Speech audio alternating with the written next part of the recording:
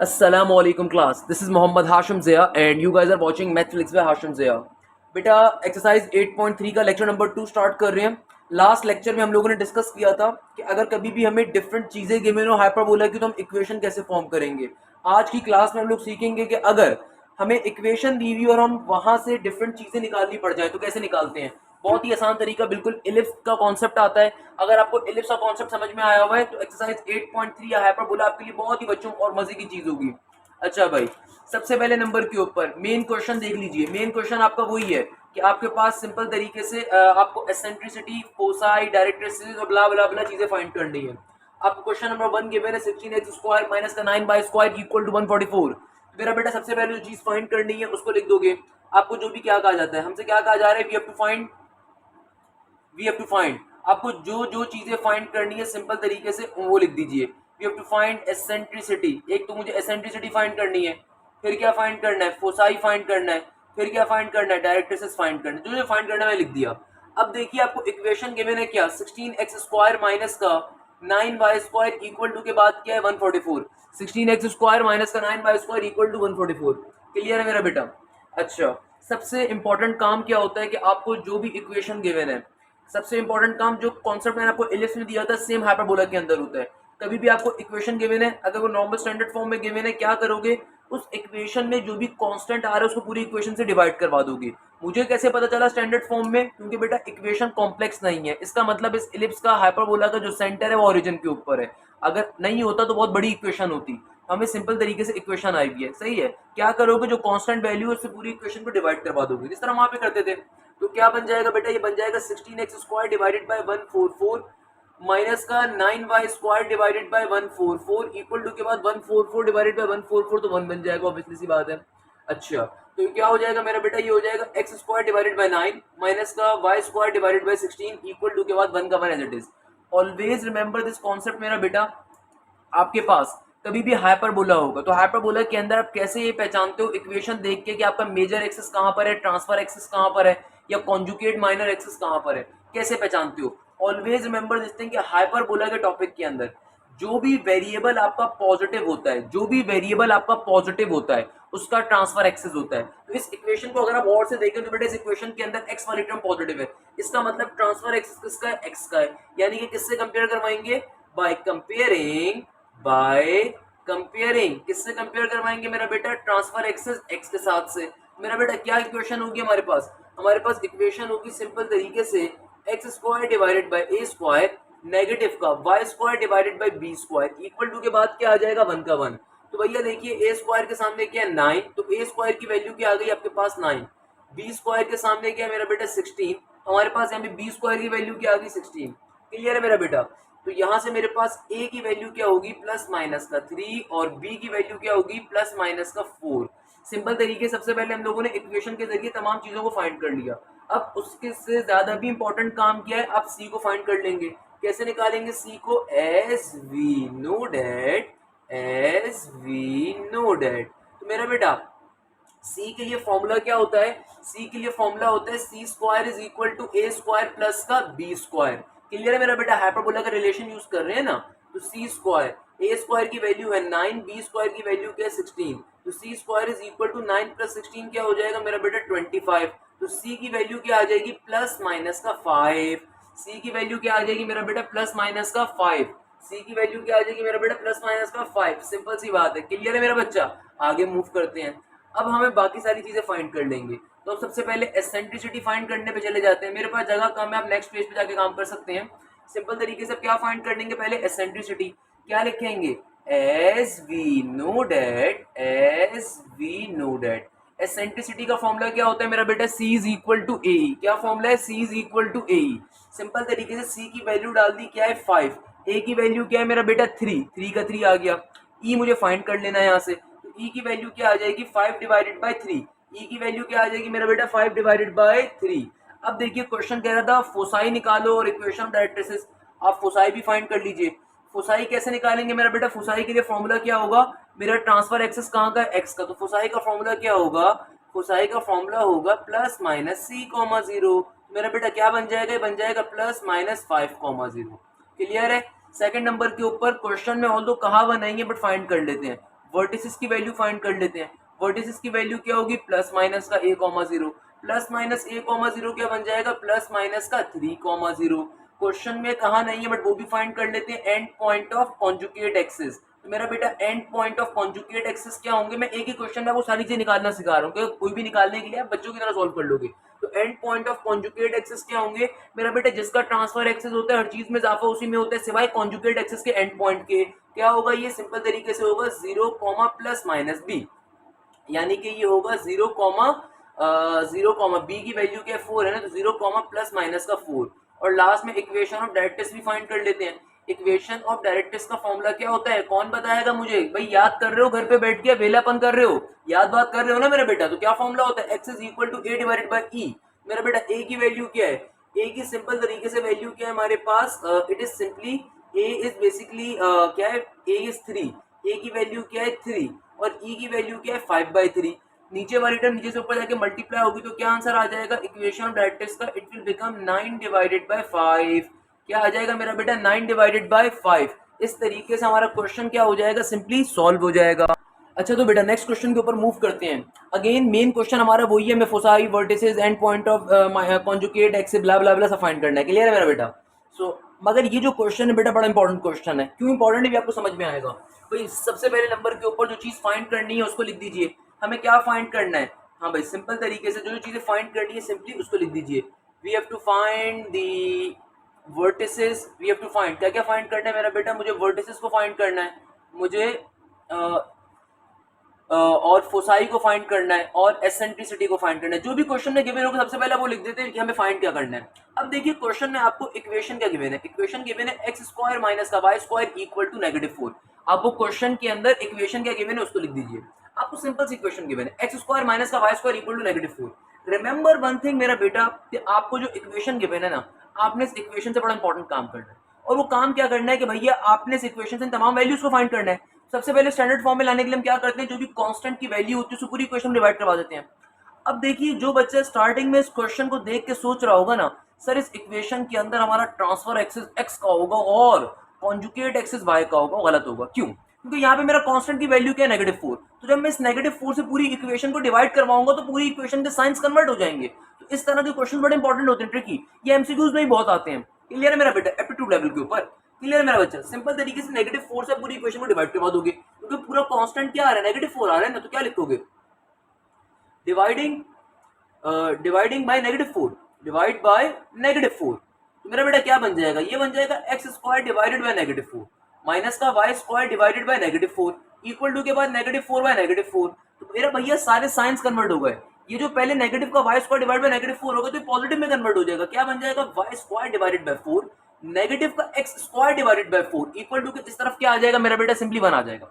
अब ये फाइनली आपके स्टैंडर्ड फॉर्म में आ गई, इसको कंपेयर करवा दो। मुझे साफ दिख रहा है इक्वेशन देख के कि हमारे पास जो ट्रांसफर एक्सिस है कहां पे है, ओरिजिनली अब इस इक्वेशन को साफ देख के पता चल रहा है ट्रांसफर एक्सिस कहां का है, वाई का है। तो इट्स क्वाइट ऑब्वियस कि मेरा बेटा हम सिंपल तरीके से यहाँ पे क्या कर लेंगे, हम यहाँ पे क्या करेंगे, कंपेयरिंग करवाएंगे। क्या लिखेंगे, कंपेयरिंग कंपेयरिंग कंपेयरिंग विद किससे कंपेयर करवाऊंगा मेरा बेटा, सिंपल तरीके से y एक्सिस के ट्रांसफर एक्सिस की इक्वेशन के साथ। क्या होती है, y square divided by a square, आगे क्या होता है प्लस का x square divided by b square equal to के बाद 1 का 1 एज इट इज। भाई देखिए सिंपल तरीके से यहाँ पे आपके पास ए स्क्वायर की वैल्यू आ जाएगी, ए स्क्वायर के सामने क्या है 4, तो ए स्क्वायर की वैल्यू क्या आ गई 4, इत्तेफाक से बी स्क्वायर की वैल्यू भी क्या होगी 4, ए की वैल्यू क्या होगी 2, बी की वैल्यू क्या होगी 2। सही है भाई। अब सी फाइंड करने पे चले जाएंगे, क्या लिखेंगे एज वी नो डेट। अब क्या फाइंड करने पे जा रहे हैं मेरा बेटा, सी फाइंड करने पे। तो as we know that formula relation क्या होता है, C square is equal to A square plus का बी स्क्वायर। सही है मेरा बेटा। तो C square is equal to A क्या है 2, 2 का स्क्वायर क्या हो जाएगा 4, बी क्या है 2, अगेन 2 का स्क्वायर क्या हो जाएगा 4। तो सी स्क्वायर की वैल्यू क्या आ जाएगी मेरा बेटा 8, सी की वैल्यू क्या आ जाएगी √8, और √8 बराबर होता है if I am not wrong 2√3 के बराबर होता है। क्लियर है मेरा बेटा। सी की वैल्यू क्या आ जाएगी 2√3। इस तरीके से आपने सी की वैल्यू फाइंड कर ली। अब क्या करेंगे, फाइनली चीजें फाइंड करने पे चले जाते हैं। नाउ अब सबसे पहले एसेंट्रिसिटी फाइंड करेंगे। क्या फाइंड करेंगे मेरा बेटा, एसेंट्रिसिटी। क्लियर है भैया। सिंपल तरीके से एसेंट्रिसिटी मेरा बेटा, एसेंट्रिसिटी के लिए फॉर्मूला क्या होता है, सिंपल सा फॉर्मूला है हमारे पास, as be noted C is equal to A E. तो एसेंट्रिसिटी के लिए फॉर्मूला क्या होता है, सिंपल ये होगा सी डिवाइडेड बाय ए। क्या होता है, C divided by A. Okay, हमारे पास एसेंट्रिसिटी के लिए क्या फॉर्मूला बनेगा, सी की वैल्यू क्या है देख लीजिए, सी की वैल्यू क्या आ रही है 2√3। क्या आ रही है सी की वैल्यू 2√3, और डिवाइडेड बाय ए की वैल्यू, मेरा बेटा ए की वैल्यू की आपके पास 2 है।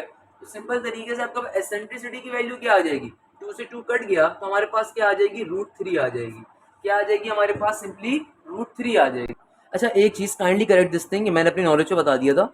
√8 आपके पास होता है 2√2 होता है। क्या होता है 2√2 होता है, √8 कैलकुलेटर में डाल के चेक कर सकते हैं। √8 की वैल्यू क्या होगी 2√2 होती है, कैलकुलेटर में डाल के प्रूव भी कर सकते हो।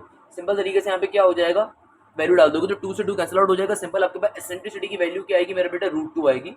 मैंने भी थोड़ा सा गौर किया, तो काइंडली करेक्ट दिस थिंग, आपके पास एसेंट्रिसिटी की वैल्यू क्या आ रही होगी, √2 आ रही होगी। क्लियर है मेरा बेटा। एसेंट्रिसिटी की वैल्यू क्या आएगी √2, क्योंकि भैया यहाँ पे सी की जो वैल्यू आई है वो क्या आई है √8। √8 इज बेसिकली 2√2, सॉरी 12 जो होता है ना वो हमारे पास होता है 2√3 के बराबर, √12 √8 होता है 2√2। क्लियर है मेरा बेटा। तो यहाँ पे सिंपल तरीके से क्या आ जाएगा, सी इज इक्वल टू ए के अंदर जब आप सी की वैल्यू डालोगे 2√3 और 2√2 और ए की वैल्यू डालोगे 2 से 2 कट गया तो आपके पास आंसर क्या आ जाएगा एसेंट्रिसिटी का, सिंपली √2 आ जाएगा। क्लियर है मेरा बेटा, वेरी गुड। एसेंट्रिसिटी की वैल्यू क्या आ गई हमारे पास, √2। अब देखिए हम फाइनली चीजों को फाइंड करने में आ सकते हैं। क्या लिखेंगे, नाउ। नाउ लिखने के बाद मेरा बेटा सबसे पहले वर्टिसेस के ऊपर चले जाएंगे, वर्टिसेस की वैल्यू फाइंड कर लेते हैं।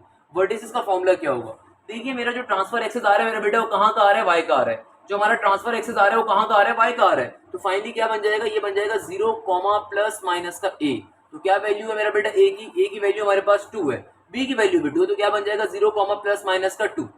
देन हम फाइंड कर लेंगे फोसाई। तो फोसाई के लिए फॉर्मूला क्या होगा, अगेन 0, प्लस माइनस का सी। मेरा बेटा सी की वैल्यू क्या है √8 यानी कि 2√2। क्या बन जाएगा, सिंपली ये बन जाएगा 0, प्लस माइनस का 2√2। क्लियर है मेरा बेटा। आगे हम फाइंड कर लेते हैं and point of conjugate axis.